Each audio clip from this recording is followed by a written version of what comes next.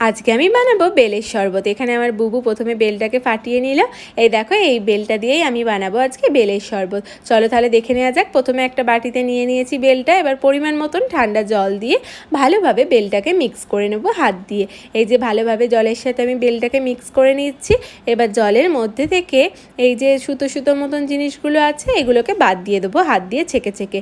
এবার একটা ছাঁকুনির মধ্যে বেলটাকে ঢেলে আরও ভালোভাবে ছেঁকে নেব, যাতে কোনো দানা বা কোনো সুতো টাইপের জিনিস না থাকে। এই যেখানে ছেঁকে নিয়েছি। এবার এর মধ্যে পরিমাণ মতন দিয়ে দেবো লবণ, আর একটু মিষ্টি হওয়ার জন্য দিয়ে দেবো সামান্য পরিমাণে চিনি। দিয়ে ভালোভাবে মিক্স করে নেবো। নিলেই রেডি হয়ে যাবে আমাদের বেলের শরবত। এই যে এখানে রেডি হয়ে গেছে।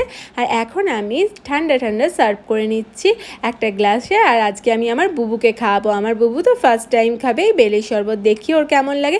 চলো তাহলে নিয়ে যাওয়া যাক ওর কাছে।